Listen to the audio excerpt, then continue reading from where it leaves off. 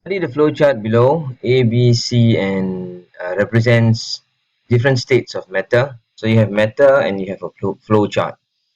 Now let's revise how you read a flow chart. You always read a flow chart from the beginning. In this case, the beginning is this box. You know that's the beginning because there's no arrow pointing to it. So this is how you read it. Now your the intent or the aim is to read the flow chart from the beginning of the flow till the end of the flow, and normally there's several ends. All right.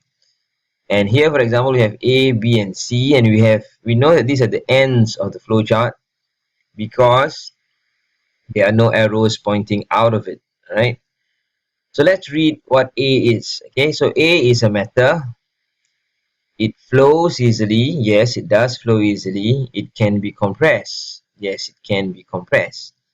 B, that's how you read A. Okay, so for B, B is matter. It does flow easily, but it cannot be compressed.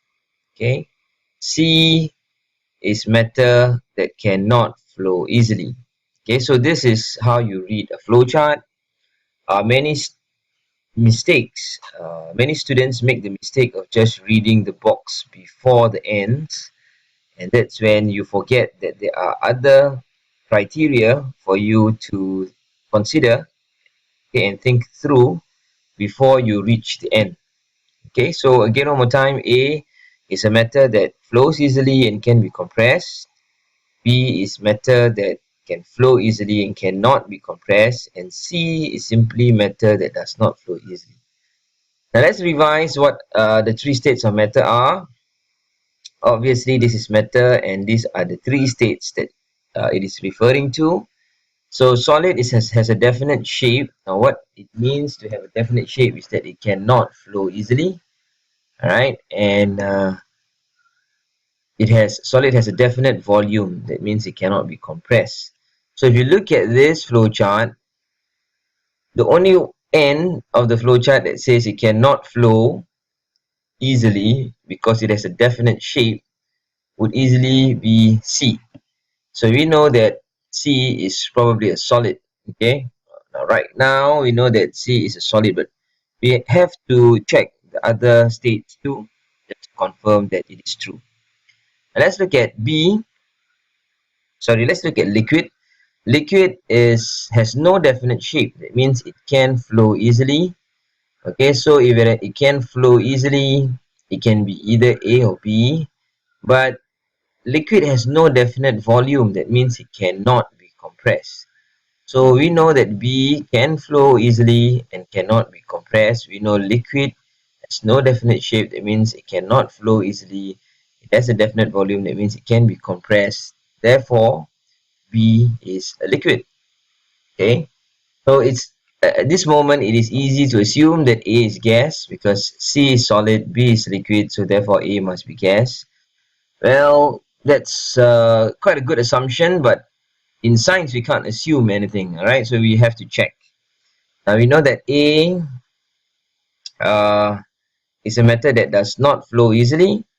Okay, that means sorry, A is a matter that flows easily. That means it has no definite shape. All right, and it can be compressed. Okay, because it has no definite volume. Therefore, what we said just now was true, that A is gas, B is liquid, and C is solid. Alright, now let's look at the next part of the question. Now Jane tilted the beakers containing substances X and Y at an angle supported by a wooden block. After 2 hours, she noted the following observation. Right? Now at first, substance X is of this shape. Now we know that this rectangular shape in the beaker can only be maintained if X does not flow easily, because once it flows easily, it will find a horizontal area like that, right? It will find a horizontal position like that. All right, so therefore this part here at first, X is cannot be a liquid because it does not flow easily. Now X can also not be gas, because gas would not remain in this container, in this beaker that is not closed and not airtight. If this is air, it would have easily flowed out, right? Flown away, in fact, right? So therefore, this part here, it's not a liquid, it's not gas, therefore it should be a solid, right? Now imagine if you put, say, uh, cement inside here, right? Okay, not let's and the cement has hardened, all right, and if you put it like that, all right, it will not move. Okay, or similarly, if you put uh, anything that is solid, let's say this is a beaker of solid metal, all right, it will remain like that, or solid block of wood, it will remain like that, right? It will not move, okay, because it does not flow easily, not like a liquid. Now for substance X, after 2 hours will remain to be like that, all right, will remain to be in its solid shape. Okay, just like I said just now, if this is a block of wood, it will remain in this position over many hours, right? Because it's a solid has a definite shape, and solid has definite and because it has a definite shape, it does not flow easily. Now let's look at substance Y. Substance Y initially is like that, right? Which is has the characteristic of a solid. It does not flow easily, but after 2 hours it flowed, uh, you know uh, to a different shape, right? And we know this, if you have the experience of working with, say, ice, right? When ice is solid, it has its own definite shape, but when it has been melted, it will flow uh, to find a horizontal position for its surface, right? For its uppermost surface.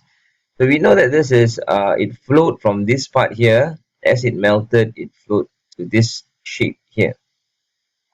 Now this is characteristic of a liquid. All right, why? Because liquid has no definite shape. It will follow the container's shape.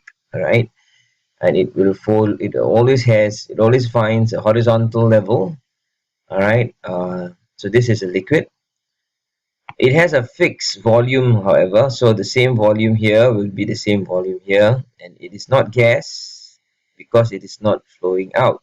Right. All right, so we know that this is solid. It remains a solid after 2 hours, but this is a solid which melts into a liquid after 2 hours. All right. Now with that, there's enough information for you to do the next question. All right. Now just a reminder, if you didn't understand what I explained just now, all right, um, replay, all right, repeat the video so that you can listen to it and take notes, all right. Remember to always listen actively. When you take notes, you're telling your brain that this is important information, but don't just take notes blindly. Please take notes in your journal, so that you understand the whole point of taking notes and drawing a mind map and any kind of graphic organizer, so that you would understand. If you still have questions, send me an email and write your comments below. All right. Now, at this point, I am also going to introduce an effective communicator challenge. Okay. So, if there's any question from your recent semestral examination, SA1, SA2, or even your continual assessment, make a video just like how I did in the past 10 minutes. All right. And share your learning with me. Okay. The video should be 5 to 10 minutes. You can use Screencast-O-Matic. You can use any other kind of recording, even your handphone if you choose to. And send me the video through my email, or you can also pass me a thumb drive so that I can load it up to my laptop.